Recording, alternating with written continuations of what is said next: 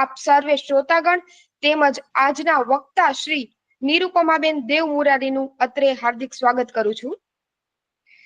આપણું ટ્રસ્ટ કે જે વર્ષોથી સેવાના કાર્યો કરી રહ્યું છે અને હાલમાં પણ કરી રહ્યું છે, જેમાં હાલના આ વ્યસ્ત સમયમાં લોકોને લાઇબ્રેરીએ જવાનો સમય નથી, એવામાં લોકો સુધી જ્ઞાનની ગંગા વહેતી રહે એવા એકમાત્ર હેતુસર શોધકની ટીમ કાર્યરત છે. હાલના ડિજિટલ યુગમાં ક્યાંક ને ક્યાંક આ ટેકનોલોજી લોકો ઉપર હાવી થતી જાય છે. લોકો પ્રશ્નો ગુરુને પૂછવાને બદલે ગૂગલને પૂછે છે. એવામાં અમારી શોધક ટીમ આપના વાંચન રસને જીવન રાખવા માટે હંમેશા તત્પર રહી છે. આપને મનગમતું પુસ્તક આપના સુધી પહોંચાડીએ છીએ અને સૌપ્રથમ વિચાર શ્રી અરવિંદભાઈ મણિયાર જનકલ્યાણ ટ્રસ્ટના મેનેજિંગ ટ્રસ્ટી શ્રી આદરણીય હંસિકાબેન મણિયારને આવ્યો અને આવી સુંદર પ્રવૃત્તિને વાચા આપી તેમના જ પુત્ર હર્ષલભાઈ મણિયારે. એ બંનેને હું પ્રણામ કરું છું અને વંદન કરું છું.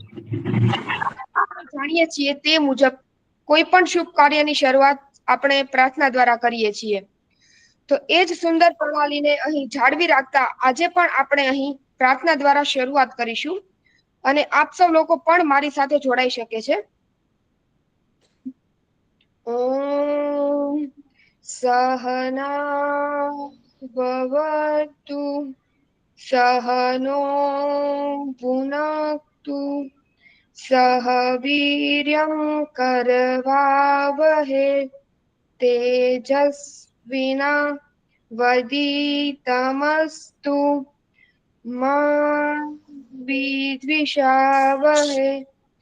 ઓમ શાંતિ શાંતિ શાંતિ. આજના આપણા વક્તા કે જેમણે બીજી વખત શોધકમાં વક્તા તરીકે આજે પણ આપને કિંમતી સમય આપેલો છે. જેઓ લાલ બહાદુર કન્યા વિદ્યાલયમાં 35 વર્ષ આસિસ્ટન્ટ શિક્ષિકા તરીકે ફરજ બજાવેલ છે. તેમની રુચિમાં જણાવું તો વાંચન, લેખન, સંગીત સાંભળવું અને નવું નવું શીખતા રહેવું તેમજ આપણા જેવા જ વાંચન પ્રેમીઓને વાંચનનો લાભ આપવો. તેઓને નાના બાળકો તથા વિદ્યાર્થીઓ ખૂબ જ પ્રિય છે. અને આજે તેઓ જે પુસ્તક લેવા જઈ રહ્યા છે તે પુસ્તકનું નામ છે કુરબાનીની કથાઓ, જેમના લેખક છે ઝવેરચંદ મેઘાણી. આપણે સૌ ઝવેરચંદ મેઘાણીના ઘણા બધા પુસ્તકો વાંચેલા હશે. તેમાંનું જ એક સુંદર પુસ્તક કે જે આપણી દેશભક્તિને જાગૃત કરે છે. આપણે સૌ દેશ પ્રેમીઓ તો છીએ જ, પણ એ જ પ્રેમને ફરી એક વખત જગાડવા માટે આજનું પુસ્તક છે કુરબાનીની કથાઓ. કુરબાની એટલે શું? માથું આપવું. અગર પોતાનું કોઈ વાલામાં જે કઈ હોય તે આપી દેવું. સ્વધર્મનો જે કાળે પણ સાદ પડે અને સ્વધર્મ જે કઈ છોડવાનું ફરમાવે, પછી સ્વધર્મની માગણી ખુદ માથાની કેમ ન હોય? અગર એકાદ વસ્ત્રના ટુકડાની હોય, પણ તે કાળે તે કોઈ પણ વસ્તુ હસ્તે મોએ વિના થકે ન્યોછાવર કરી દેવી, એનું નામ કુરબાની. એકંદરે 20 કથાઓનું આ ઝુમખું આપણા સાહિત્યમાં આદર પામ્યું છે. તેમાંથી અનુક્રમે આજે આપણે 4 થી 5 કથાઓને અત્રે આલેખીશું, કારણ કે સમયની મર્યાદા હોય તેમજ અત્રે બધી કથાઓ તેમજ આખું પુસ્તક વિસ્તૃત રીતે ન લઈ શકાય. તે માટે આપણા આજના વક્તા નિરુપમાબેન એ એમાંની ચુનિંદા 4 થી 5 કથાઓ આપણને સુંદર રીતે રસપાન કરાવશે. તો હવે હું વધુ સમય ન લેતા નિરુપમાબેનને જ જણાવીશ કે આગળની ટોક કન્ટિન્યુ કરે. નમસ્કાર. નમસ્તે બેન. નમ્રતા બેન નમસ્તે, તથા શ્રોતાજનોને પણ નમસ્તે. હાલમાં આપણા ગયા જ મહિને આપણું રાષ્ટ્રીય પર્વ 26મી જાન્યુઆરી ગયું. એની શાન બાન અને આનથી આપણે તેને ઉજવ્યું.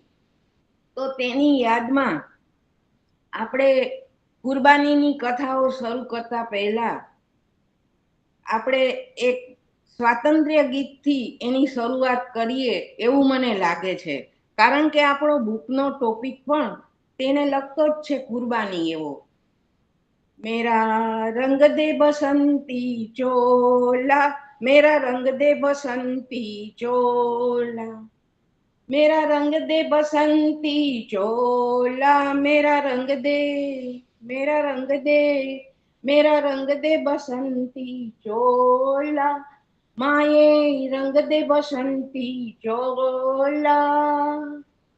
जिस चोले के पहन शिवाजी खेले अपनी जान पे, जिसे पहन झांसी की रानी मिट गई अपनी आन पे। हम मस्ती का मेला, हम मस्ती का मेला, मेरा रंग दे बसंती चोला, मेरा रंग दे बसंती चोला। हम निकले इस देश की खातर, बस इतना अरमान है, एक बार इस राह पे मरना 100 जन्मों के समान है। देख के वीरों की कुर्बानी, देख के वीरों की कुर्बानी, अपना दिल भी बोला, अपना दिल भी बोला, मेरा रंग दे बसंती चोला, मेरा रंग दे बसंती चोला। ચાલો હવે આપણે પેલી જ વાર્તા છે ઝવેરચંદભાઈ મેઘાણીની કુરબાનીની કથાઓમાંથી, તો આપણે લેશું પૂજારીની. 2500 વર્ષ પહેલાની લગભગ આ વાત છે. મગધ દેશનો રાજા બિંબિસાર હતો. તેણે ભગવાન બુદ્ધને આજીજી કરી કે હે દેવ, શ્રીજીના ચરણના નખની એક કણી મળે તો હું બહુ સુખ પામીશ. એ કણી લઈ અને જગતમાં શા ધતિંગ ફેલાવા માંગો છો ભૂપતિ? રાજાએ કહ્યું, એક જ ધતિંગ પ્રભુ, એક જ ધતિંગ, અહિંસા અને સત્યને ખાતર સમર્પણનો સંદેશ. અહીં સત્ય અને અહિંસાની વાત આવે છે તો આપણે ગાંધીજીને યાદ કર્યા વિના નથી રહી શકતા, કેમ કે સત્ય અને અહિંસા છે એ ગાંધીજીએ આપેલા આપણને 2 મહત્વના પાયાના આઝાદીની વાત છે. અને તેમના 11 મહાવ્રત પણ આપણાથી કેમ ભૂલાય?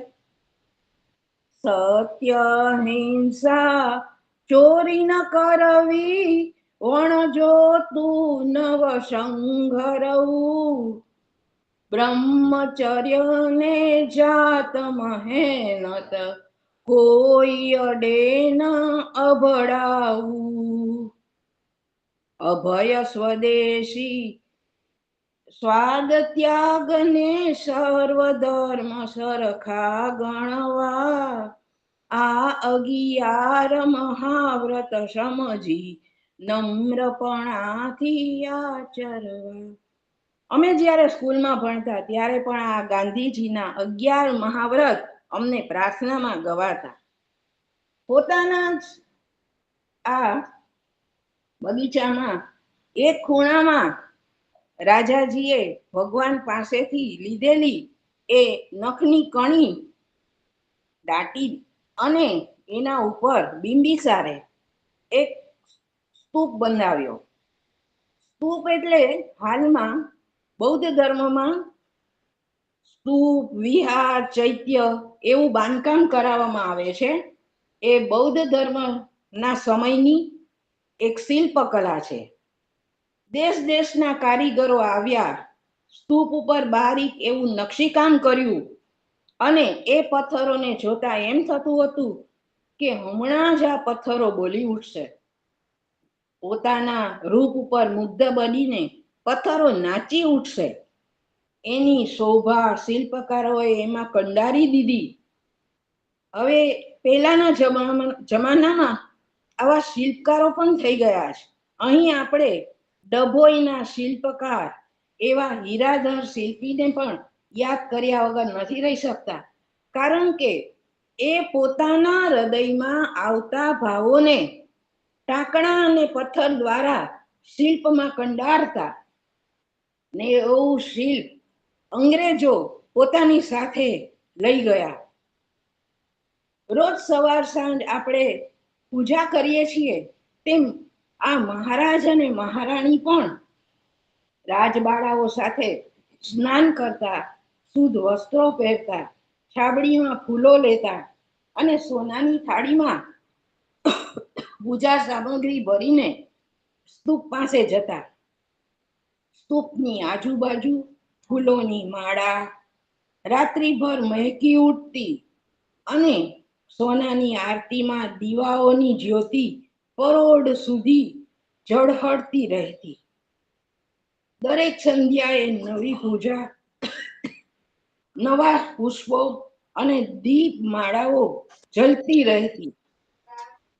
આમ કરતા કરતા વર્ષો વીત્યા. બિંદુસાર રાજા મૃત્યુ પામ્યા અને તેના પછી યુવરાજ અજાત શત્રુ સિંહાસન ઉપર બેઠો. અજાત શત્રુ તેનો પુત્ર હતો. તેનો ધર્મ પિતાની જેમ બૌદ્ધ ધર્મ નહોતો, પણ બ્રાહ્મણ ધર્મ હતો. 2 મિનિટ પાણીનો બ્રેક લઈ લઉં.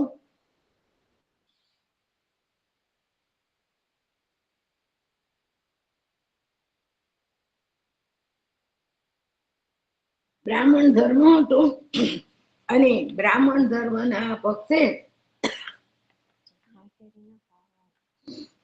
નગરીમાં લોહીની નદીઓ વેવડાવવાનું શરૂ કર્યું.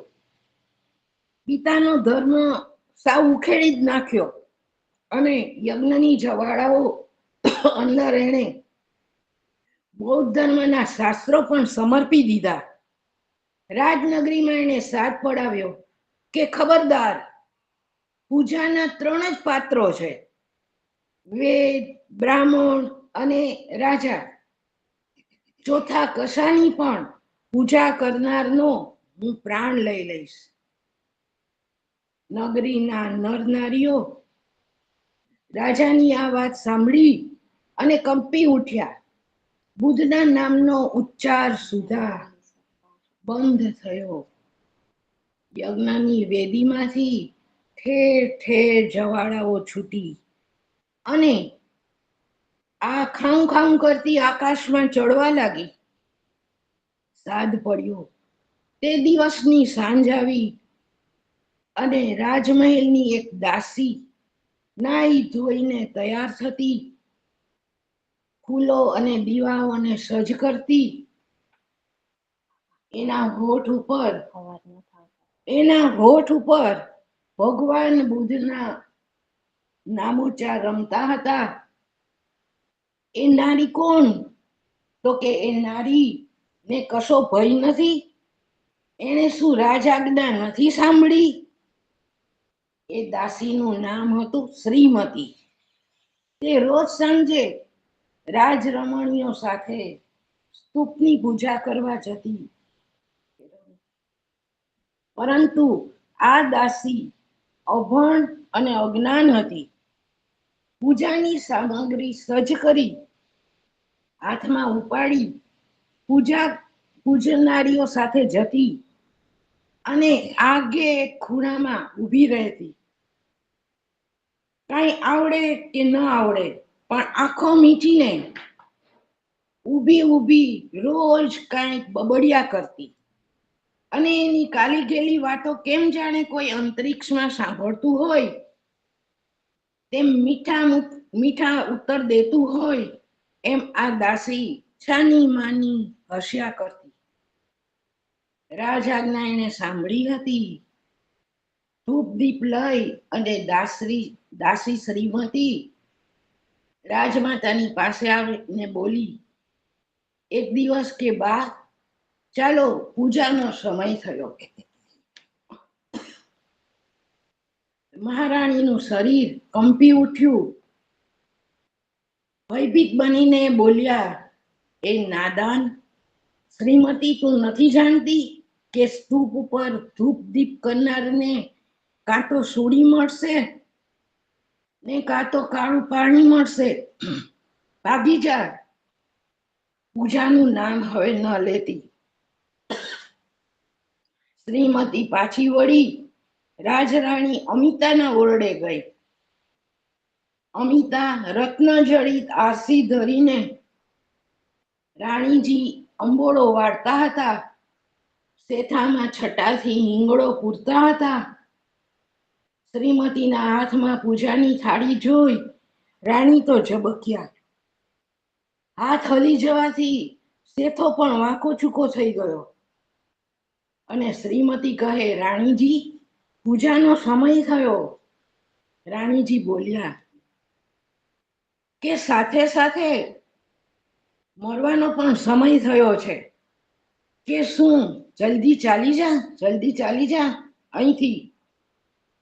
જો કોઈ જોશે તો કોપ સળગી ઉઠશે રાજાજીનો. મૂર્ખી, પૂજાના દિવસો તો ગયા. આથમતા સૂર્યની સામે ઝરૂખો ઉઘાડી અને રાજકુમારી શુક્લા એકલા પડ્યા કવિતાનું પુસ્તક વાંચવામાં મગ્ન હતા. ઝાંઝરનો ઝંકાર સાંભળી બારણા સામે જુએ છે તો પૂજાનો થાળ લઈ અને શ્રીમતી ઊભી હતી. કુંવરીબા, ચાલો પૂજા કરવા. કુંવરી કહે, જા એકલી તું મરવા, નગરને બારણે. શ્રીમતી તો રખડી. એણે પોકાર કર્યો કે હે નર નારીઓ, હે નગરના વાસીઓ, પૂજાનો સમય થયો. ચાલો, શું કોઈ નહીં આવો? રાજાજી થી શું આટલી બધી બીક? પણ તમને શું પ્રાણ આટલા બધા વહાલા? કોઈએ બારણા બંધ કરી દીધા, કોઈએ તો શ્રીમતીને ગાળો પણ દીધી. કોઈ કરતા કોઈ સાથે ન ચાલ્યું. શ્રીમતી એ રમ્ય સંધ્યાની સામે જોઈ રહી. દિશાઓમાંથી ઊંચે ઊભું જાણે કોઈ એને કહેતું હતું કે સમય જાય છે પુત્રી, સમય જાય છે. શ્રીમતી, પૂજાનો સમય જાય છે. શ્રીમતીના મુખ ઉપર એકદમ પ્રકાશ હતો. એ તો એકલી ચાલી નીકળી. દિવસ આથમી ગયો અને અંધારું થઈ ગયું. માર્ગ આખો નિર્જન ને ભયાનક બન્યો. લોકોનો કોલાહલ પણ શાંત થયો. રાજાજીના દેવાલયમાંથી આરતીના ડંકા સંભળાયા. રાત પડી. શરદના અંધકારમાં આકાશમાં તારાઓ ઝબૂકી ઉઠ્યા. દ્વારપાળે પણ રાજમહેલના બારણા બંધ કરી કચેરી બરખાસ્ત કરવાની બૂમ પાડી. એ મોડી રાત્રે રાજમહેલના પહેરગીરો એકાએક ચમકી ઉઠ્યા. એમણે શું જોયું? તો કે ખૂની કે ભૂત પ્રેત? ના, એમણે જોયું કે રાજ બગીચામાં એક ખૂણે ગાઢ અંધકારની અંદર ભગવાન બુદ્ધના સ્તૂપની ચારે બાજુ કોઈ દીપમાળા પ્રગટાવી રહ્યું છે. ખુલ્લી તલવાર સાથે નગર રક્ષક તો દોડતા આવ્યા. સ્તૂપ પાસે જઈને જોવે તો એક સ્ત્રી ઘૂંટણ ઉપર બેઠી છે. એની આંખો બીળેલી છે અને તે મનમાં કંઈક બબડી રહી છે. હોઠ ઉપર એક હાસ્ય છે. અંતરિક્ષમાં તેને કોઈ મળ્યું હતું. ઓ તરુણી! નગરપાલે આવીને શ્રીમતીને ઢંઢોળી અને સવાલ કર્યો કે મૃત્યુને માથે લઈ અહીં આરતી કરનારી કોણ છે તું? હું શ્રીમતી, બુદ્ધ ભગવાનની દાસી. ઉગાડી તલવાર શ્રીમતીની ગરદન ઉપર પડી. સ્તૂપનો એ પવિત્ર પાષાણ તે દિવસે લોહીથી ભીંજાઈને પવિત્ર બન્યો. આ પ્રસંગે આપણને એક ભજન પણ યાદ આવ્યા વિના નથી રહેતું કે ભક્તિ કરતા છૂટે મારા પ્રાણ, પ્રભુજી એવું માગું રે. ભક્તિ કરતા છૂટે મારા પ્રાણ, પ્રભુજી એવું માગું રે. રાત દિવસ રહે તારું ધ્યાન, પ્રભુજી એવું માગું રે. શરદની રાત્રિએ રાજબાગના ખૂણાની અંદર એકાકી ઉભેલા સ્તૂપ પાસે આરતીની દીપમાળાઓનો છેલ્લો દીવો ઓલવાઈ ગયો, પણ પેલી મરનારની અંતરની જ્યોત હજુ પણ જલતી છે અને જુગ જુગાંતર સુધી એ નહીં બુજાય. શ્રીમતી દાસી ત્યાં અંબર જ્યોત રૂપે કંડારાઈ ગઈ. ધન્ય છે શ્રીમતીને તથા તેની અમર પૂજા પ્રેમને. સુરવીરો માર્ગ છે સુરાનો, નહીં કાયરનું કામ જોને. ભગવાન પણ સૌથી પહેલા આવા સુરવીર ભક્તો હોય એની પરીક્ષા કરતો હોય છે. કાયર માણસો છે એનું ભક્તિમાં પણ કામ નથી. એવા શ્રીમતી ના પ્રેમને લાખો વંદન. હવે આપણે એક બીજી વાર્તા લઈએ અને એનું નામ છે શ્રેષ્ઠ ભિક્ષા. સારસ્વતીપુરીની આ વાત છે. એક ભિક્ષુક બુદ્ધ ભગવાનને માટે ટહેલ નાખે છે. ટહેલ એટલે ભિક્ષા માટે પોકારવામાં આવતો શબ્દ. અને ટહેલ નાખનારને જો તમે કોઈ પૂછો તો તમારે એ આપવું પડે છે, એવો ટહેલનો રિવાજ છે. કોઈ મને ભિક્ષા આપશો? સાંજનો સમય હતો. આખી નગરી નિંદ્રામાં પોઢેલી હતી. નગરીના નરનારીઓ એ નિંદ્રામાં પોઢેલા હતા અને તે ભિક્ષુક બોલતો હતો કે ઓ નરનારીઓ, જાગો, કોઈ જાગો, આંખો ઉગાડશો, ભિક્ષા આપશો મને. શ્રાવસ્તીપુરીની ગગનને અડે એવી અટારીઓ ઉપર પરોઢિયાની ઝાંખી પ્રભા રમે છે. દેવાલયોમાં પ્રભાત ગાન હજુ શરૂ નથી થયા. સૂર્ય ઉગશે કે નહીં એવી શંકાથી કોયલ હજુ ધીમું ધીમું ટવકી રહી છે. એ કોણ છે? આવા સમયે આથમી જતા તારાઓના ઝાંખા પ્રકાશમાં નર નારીના જુદા જુદા માર્ગ અને શેરીઓમાં એ કોણ ટહેલી રહ્યું છે? મેઘ ગર્જના જેવું કોનું ગળું ગુંજે છે? એ તો શ્રી ભગવાન બુદ્ધનો શિષ્ય. એનું નામ છે ભીખુ અનાથ પિંડદ. સુતેલા સ્ત્રી પુરુષોએ અવાજ સાંભળી અને સળવળ્યા. સંન્યાસીના સાદ કાને માંડીને સાંભળવા લાગ્યા. ભીખુએ તો ફરી પોકાર્યું, સાંભળો ઓ નગરજનો, વર્ષોની વાદળીઓ પોતાના દેહ પ્રાણ ગાળી અને જગતને જળ આપે છે. ત્યાગ ધર્મ એ જ સકળ ધર્મનો સાર છે. કૈલાસના શિખર ઉપરથી દૂર દૂર સંભળાતી ભૈરવોના મહાન સંગીત સમી ભિક્ષુકની વાણી પ્રભાતની કાગા નીંદરમાં પોઢેલા લોકોને કાને કાને ગુંજવા લાગી. સૂતેલા સ્ત્રી પુરુષો બેઠા થયા. રાજા જાગીને વિચાર કરે છે કે વ્યર્થ છે આ રાત દોલત. ગૃહસ્થો વિચારે છે કે ખોટું છે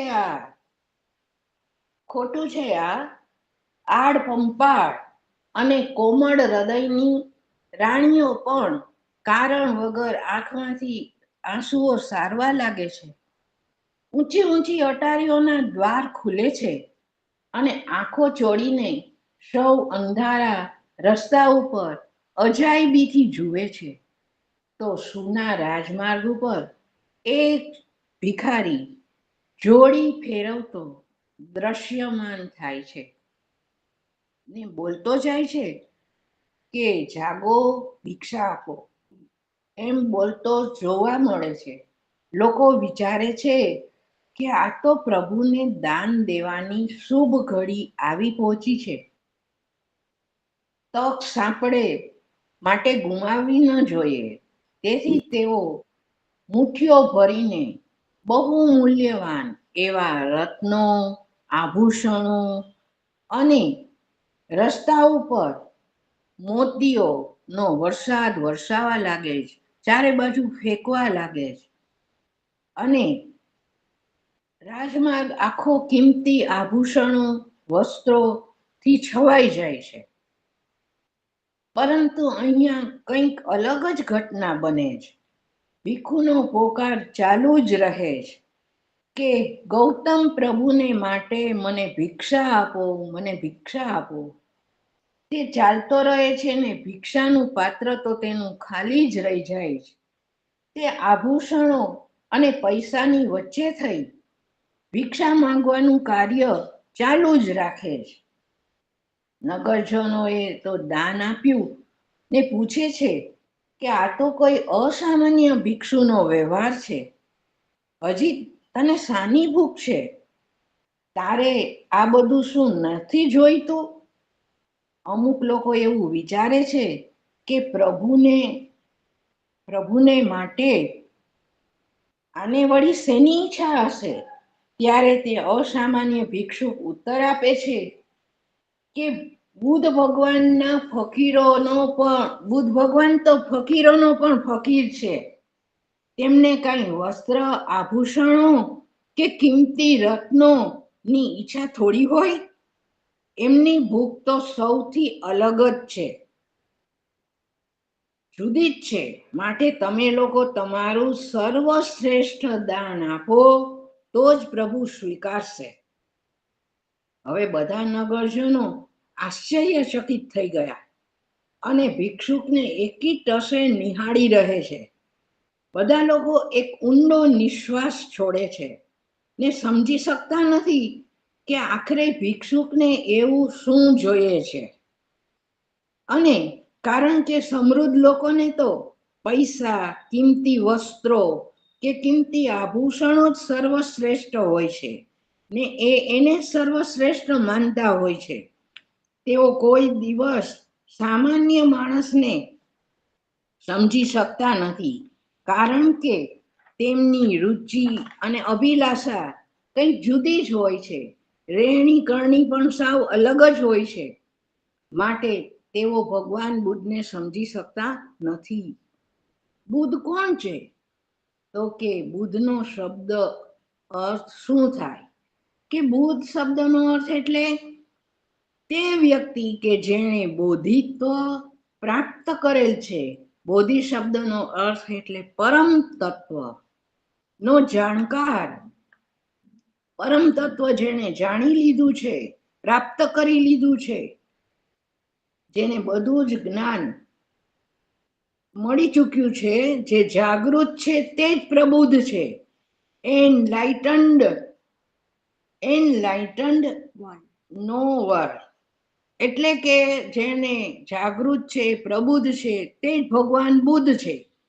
બુદ્ધ પ્રભુની ભીખુ ખાલી જોડી સાથે નગરનો દરવાજોને વટાવીને જાય છે.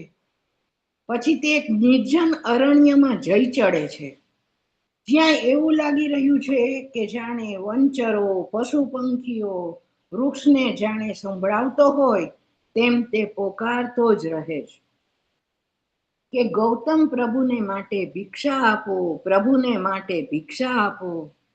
સવારનો તે ભિક્ષા માગવા નીકળ્યો હોય છે ને હવે છેક ધોમ મધ્યાહન તપી રહ્યો હતો નિર્જન અરણ્યમાં એક કંગાળ સ્ત્રી ભોંય ઉપર સૂતી જોવા મળે છે, અને તે બહુ ગરીબ હતી. ન તો તેની પાસે આભૂષણો હતા, કે ન ઘરેણા હતા, કે ન પહેરવા વસ્ત્રો હતા. તેની પાસે તો માત્ર એક જ અંગ ઢાંકવા પૂરતું કપડું હતું. તે સ્ત્રી કહે છે કે હે ભિક્ષુક, ઊભા રહેજો, અને એ દેવના પણ દેવને આ રંક નારીની આટલી ભેટ તમે ધરજો. એમ કહીને એ નારી એક ઝાડના ઓથે ભરાઈ ગઈ, અને પોતે ઓઢેલ એકનું એક માત્ર વસ્ત્ર તેણે ભિક્ષુક ઉપર ફેંક્યું, અને તે વસ્ત્ર સાવ જીર્ણ શીર્ણ ફાટેલી અવસ્થામાં હતું. ભીખુ તેને જોડીમાં લઈ અને હવે ચાલતો થાય છે, અને ખૂબ ખુશ થઈ જાય છે, અને કહે છે કે આજે મહાભિખુનું હૃદય ધરાવાનું છે. આજે ગૌતમનો અવતાર સફળ થયો. જય હો જગત જનની, જય હો જગત જનની. આખા જગતનો જય હો, જય હો. ફાટેલા એ વસ્ત્રને શિર પર ઉઠાવી બુદ્ધદેવના ખોળામાં ધરાવવા એ તો ચાલ્યો ને. અને આ હતી એની અમૂલી ભેટ. સર્વથી શ્રેષ્ઠ ભગવાનને હીરા મોતી માણેક નથી જોઈતા, એને જ તો જોઈએ છે તમારો એકવાર સાચા હૃદયથી પણ યાદ કરો ને, તો પ્રભુ ને પાસે મંદિરે જવાની પણ જરૂર નથી. એ તો દિનજનોનો છે અભિરામ, દિનજનોનો છે વિશ્રામ. અહીંયા આપણે બીજી વાર્તા પણ સંપૂર્ણ કરી, અને હવે આપણે ત્રીજી વાર્તા લઈએ છીએ.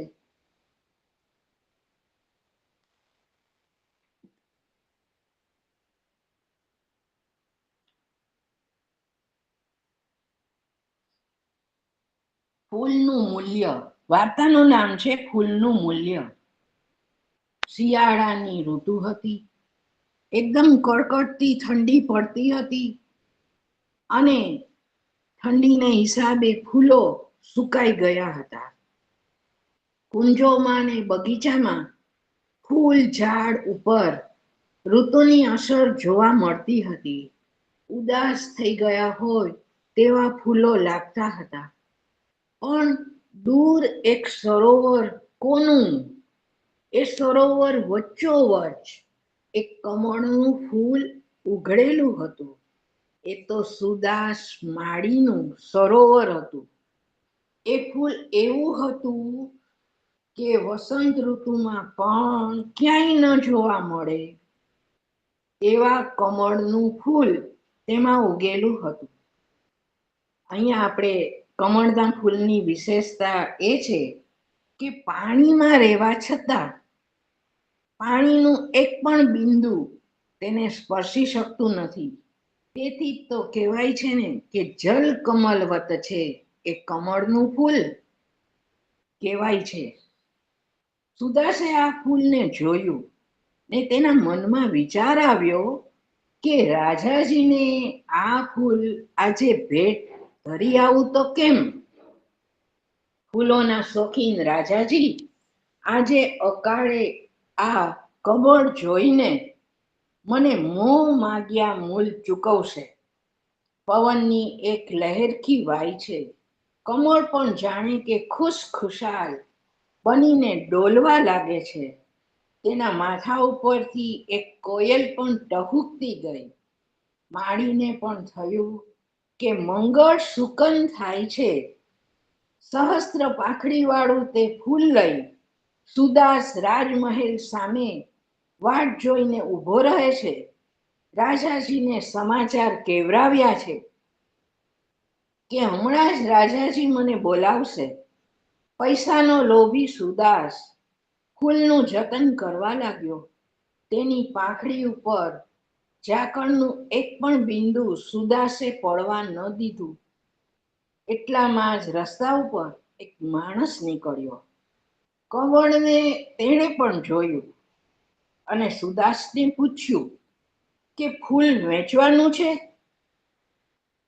મહારાજને ધરવાનું છે, કઈ સુદાસે ટૂંકો જ ઉત્તર વાળ્યો. મારે તો રાજાજીના પણ રાજાજીને ધરવાનું મન છે. આજે બુદ્ધદેવ પધાર્યા છે, માટે બોલો, તમે ફૂલના શું પૈસા લેશો? સુદાસ બોલ્યો, પણ હું એક માસા સુવર્ણની સાથે નીકળ્યો છું. આ માસા એટલે પ્રાચીન સમયમાં સોનું તોડવાનું એક માપ, તેને માસા કહેતા. સામા માણસે કહ્યું, કબૂલ છે. ત્યાં તો નોબત વાગી. શરણાઈના સૂર વહેવા લાગ્યા. કુમકુમ ચંદનના થાળ મેલીને સ્ત્રીઓનું એક વૃંદ ગાતું ગાતું ચાલ્યું આવે છે. રાજા પ્રસેનજીત પગે ચાલતા બુદ્ધ ભગવાનના દર્શને ઉપડ્યા છે અને નગરની બહાર પ્રભુ ગૌતમ પધારેલા હતા. અને કમળ જોઈને રાજાને તો ખૂબ આનંદ થયો. મનમાં થયું કે પ્રભુના પૂજનમાં આજે ફૂલની ખામી વર્તાતી હતી તે પૂરી થઈ તેવું લાગે છે. રાજાએ પણ પૂછ્યું કે ફૂલનું શું મૂલ લઈ સુદાસ? સુદાસ કહે છે, મહારાજ, આ ફૂલ તો આ સજ્જને રાખી લીધું જ. કેટલી કિંમતે? રાજાએ પૂછ્યું. 1 માસા સુવર્ણ. હું તને 10 માસા આપું. રાજાજીને માથું નમાવીને પેલો પુરુષ બોલ્યો કે સુદાસ, મારા હવે 20 માસા. રાજાજીનું મોં પડી ગયું. તેમના હૃદયને દુઃખ થયું. પેલો પુરુષ બોલ્યો કે મહારાજ, હું અને આપ બંને પ્રભુ બુદ્ધના દર્શને જઈએ છીએ. મારે પણ આ ફૂલ ભગવાનના ચરણમાં જ ધરવું છે. તો ફૂલ માટે અહીં આપણે રાજા પ્રજા રૂપે નથી ઊભા, 2 ભક્ત રૂપે ઊભા છીએ. ગુસ્સે ન થતા હો. હે સ્વામી, આજે ભક્તિના પૂર દુનિયાદારીની મર્યાદા માનતા નથી. રાજા હસીને બોલ્યા, હે ભક્તજન, હું રાજા છું. તમે ખુશ થઈને મને ફૂલની કિંમતની ફરીથી બોલી કરો ને. તમારા 20 તો મારા 40.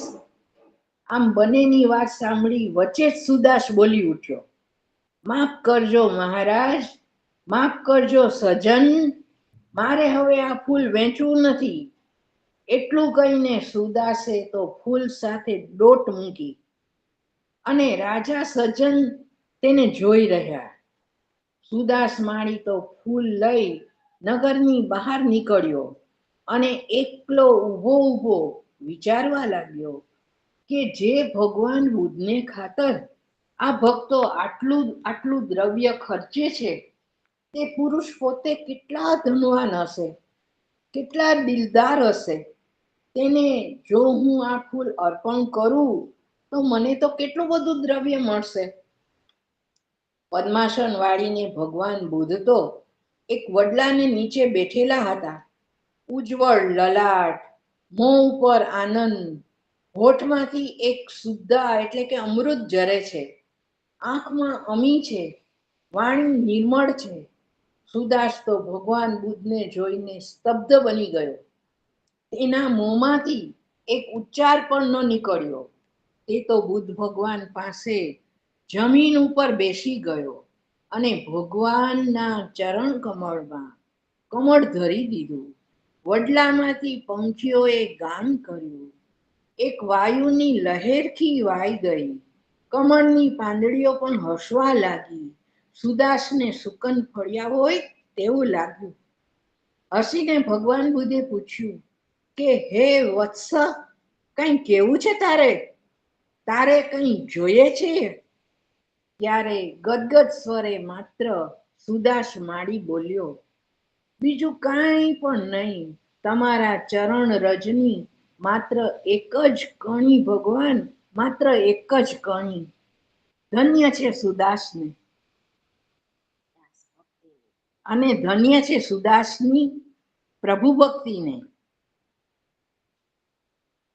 ચાલો હજી એક વાર્તા લઈ લઉં કે સમય થઈ ગયો છે નમ્રતાબેન? તો હજી એક વાર્તા લઈ લઉં છું. હા, એક લઈ લો. હા, વાર્તાનું નામ છે સાચો બ્રાહ્મણ. સરસ્વતી નદીના કિનારા ઉપર ગૌતમ ઋષિનો આશ્રમ હતો.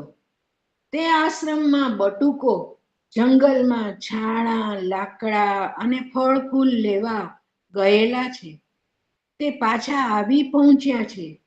તપોવનની ગાયો પણ ચરીને પાછી આવી ગઈ છે.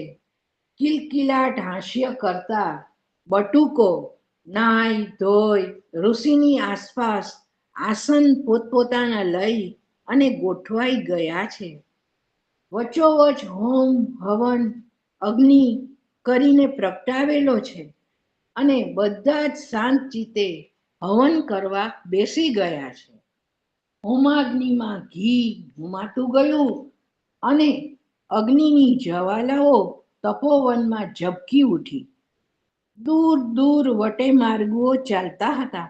આ સમયે આશ્રમને બારણે એક બાળક લપાતો છુપાતો આવીને ઊભો રહ્યો. નાના હાથની ગુલાબી હથેળીઓમાં અર્ધ્ય છે. અર્ધ્ય એટલે ફૂલ, પાણી, જવ અને શ્લોક દ્વારા આપણે ભગવાનને જે અર્પણ કરીએ તેને અર્ધ્ય કહેવામાં આવે છે.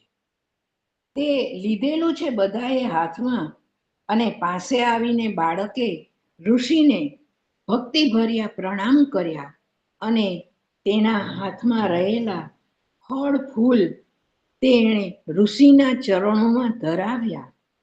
ઋષિએ એ નવા અતિથિ સામે સ્નેહથી જોયું. તે બટુક મધુર સ્વરે બોલ્યો કે ગુરુદેવ, મારું નામ સત્યકામ છે. મારું ગામ કુરુક્ષેત્ર છે, તથા મારી માએ મને બ્રહ્મ વિદ્યા શીખવવા માટે મોકલ્યો છે. હસીને ઋષિએ આશીર્વાદ આપ્યા. કલ્યાણ થાવું તારું હે બટુક, પણ તારું ગોત્ર કયું? તને ખબર નહીં હોય કે બ્રહ્મ વિદ્યા તો માત્ર બ્રાહ્મણના બાળકને જ શીખવાય. ધીમા અવાજે બટુકે કહ્યું કે ઋષિવર્ય, મને મારા ગોત્રની તો ખબર નથી, અને હું મારી બાને જઈને પૂછી આવું. પૂછીને હું તરત પાછો આવીશ. આતુર બાળક ઋષિને આટલું કહી નમન કરી અને પાછો ચાલી નીકળ્યો. અંધારામાં એકલો ચાલ્યો જાય છે. જંગલને વનમાં ભયાનક પશુઓની ત્રાળો પણ તેને થથરાવી શકી નહીં, કેમ કે તે ભણવા માટે ખૂબ જ આતુર હતો. આ બાળકનું ગામ નદી કિનારે હતું. ગામને છેડે તેનું ઝૂંપડું હતું. ત્યાં તે પહોંચ્યો. તેની માતાનું નામ હતું જબાલા, અને બારણામાં ઊભી ઊભી દીકરાની વાટ જોતી હતી. પુત્રને આવતા જોઈ અને તેણે પુત્રને નજીક આવી છાતી સરસો ચાંપી અને માએ પૂછ્યું કે ઋષિએ શું કહ્યું બેટા તને? સત્યકામ કહે કે માં, ઋષિએ તો મને પૂછ્યું કે તારું ગોત્ર કયું? બ્રહ્મ વિદ્યા તો બ્રાહ્મણને જ ભણાવાય. બોલ માં, આપણું ગોત્ર કયું છે? આ સાંભળી માતાનું મુખ શરમથી નીચે ઢળ્યું. તેની માએ કહ્યું, બેટા, આ તારી માં એક વખત જુવાન હતી. દેવતાની મેં બહુ બહુ પ્રાર્થના કરી, અને દેવતાઓએ મને દયા અને આશીર્વાદ કરીને તને મારા પેટે જન્મ આપ્યો. તો તારે ગોત્ર ક્યાંથી હોય વાલા? તું તો દેવનો દીધેલો છે. તારે તો બાપ જ નહોતો. તું તો દેવના વરદાનથી ઉત્પન્ન થયેલો છો. અને અહીં આવો જ પ્રસંગ આપણને કુંતીનો યાદ આવ્યા વગર નથી રહેતો કે કુંતીને પણ ઋષિએ આશીર્વાદ આપ્યા હતા અને 5 પુત્રો થવાનું વરદાન આપેલું અને એના 5 પુત્રો પણ એવા દૈવી સંતાનો થયા છે. બીજા દિવસનું સુંદર સવાર તપોવનમાં ખીલી ઉઠ્યું. એ વૃદ્ધ ઋષિ વડલાને છાંયડે બેઠા છે. તેમને વીંટળાઈને પીળા વસ્ત્રો ધારણ કરતા બીજા બટુકો પણ તેની આજુબાજુ વીંટળાઈ વળ્યા છે. આશ્રમમાં બધા બટુકો શાંત બનીને સામવેદની ગાથાઓ ગાઈ રહ્યા છે. કુદરતને ખોળે પ્રકૃતિના સાનિધ્યમાં બટુકો સૂર મેળવીને સંગીત ગાઈ રહ્યા છે. ત્યારે સરસ્વતીને કિનારે ચાલ્યો આવતો બટુક સત્યકામ મનમાં વિચારી રહ્યો છે કે હું તો ગોત્રહીન, મારે કોઈ બાપ નહીં, જગતમાં હું કેવળ એક આકાશમાંથી ખરી પડેલો તારો. ઋષિ તો બટુકો સાથે ગાન કરે છે, ખોળામાં બટુકોને બેસાડે છે, ચુંબન કરીને છાતી સરસા લગાડે છે. મારે માટે શું આ બટુક મંડળીમાં સામેલ થવાનું નસીબમાં નહીં હોય? હું ગોત્રહીન. શરમાતો એ બટુક આવી અને આગે ઊભો રહ્યો. ઋષિની નજર એના ઉપર પડી.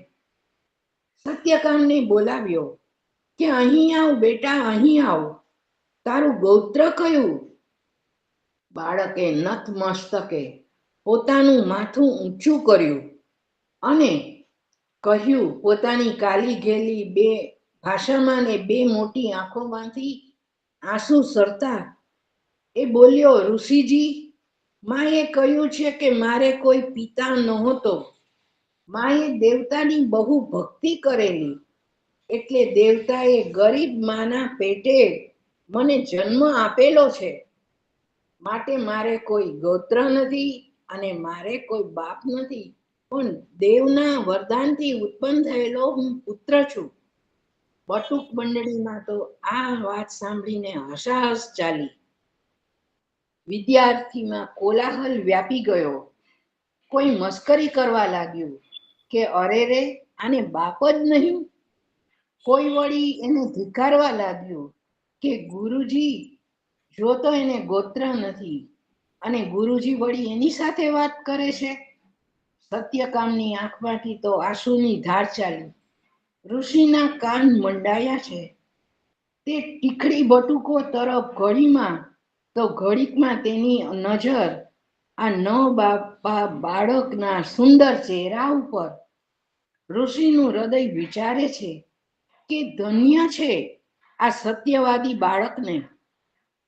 ઋષિ તો આસન ઉપરથી ઊભા થયા, પોતાના બાહુ પ્રસારી અને બાળકને આલિંગન આપી અને ભેટ્યા અને વેદી પાસે ખેંચી લીધો અને કહ્યું કે તું ગોત્રહીન નથી, પણ પિતાહીન પણ નથી, તું અબ્રાહ્મણ પણ નથી.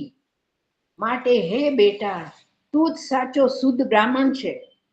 તારા ગોત્રનું નામ આજથી સત્ય ગોત્ર. આજથી સત્ય ગોત્ર છે. તે તું કદાચ ભૂલીશ નહીં. અને બધા બટુકો સ્તબ્ધ બનીને જોઈ રહ્યા. તેના મોં શરમથી નીચા ઝૂકી ગયા અને બ્રહ્મચારી બટુક એક વધ્યો. ગુરુજીનો સૌથી વહાલો બાળ સત્યકામ બન્યો. ચાલો અહીં આપણે આ વાત પણ પૂરી કરી. હવે નવી વાર્તા લઉં કે સમય પૂરો થઈ ગયો? નેક્સ્ટ ટાઈમ લેશું આપણે. એવું હશે તો પાર્ટ 2 કરશું આના માટે. અચ્છા, ભલે ભલે. તો નમસ્તે સૌ શ્રોતા મિત્રોને.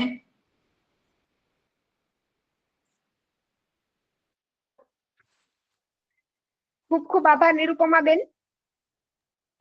નિરૂપમાબેન, જેઓએ કુરબાનીની કથાઓ પુસ્તકમાંથી આપણને ચુનિંદા 4 થી 5 કથાઓ અહીં સુંદર રીતે સંભળાવી, તે બદલ સમગ્ર શોધક પરિવાર તરફથી હું નમ્રતા તેમનો ખૂબ ખૂબ આભાર વ્યક્ત કરું છું. અને આ કથાઓમાંથી આપણને ઘણું બધું જાણવા મળ્યું, તેમજ આપણો દેશ પ્રેમ પણ જાગૃત થયો છે. તો આ વિશે બીજા કોઈ શ્રોતા મિત્રો કોઈ એમના પ્રતિભાવ આપવા ઈચ્છતા હોય તો તેઓ આપી શકે છે.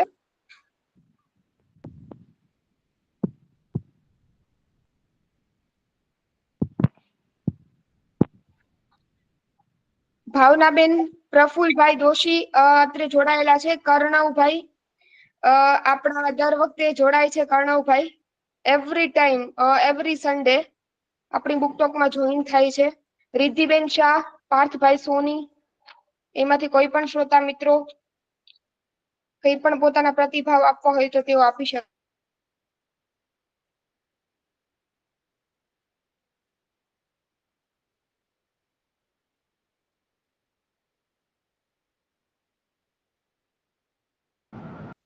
હેલો, નમસ્તે બેનનો લાભ આપણને આના પહેલા તો મળ્યો જ હતો, આજે ફરી પાછો એમનો લાભ મળ્યો છે. અને પુસ્તક વાંચનની તો એક અલગ જ મજા હોય છે, પણ સાંભળવાની મજા હોય છે ને, આજે આપણે સૌએ માણી. આભાર બેન આપનો. અને નમ્રતાબેન, આપ તો ખૂબ સરસ કામ કરી જ રહ્યા છો. અમારી શુભેચ્છા કે આવું સરસ કામ કરતા રહો. Thank you. ખૂબ ખૂબ આભાર ભાવનાબેન.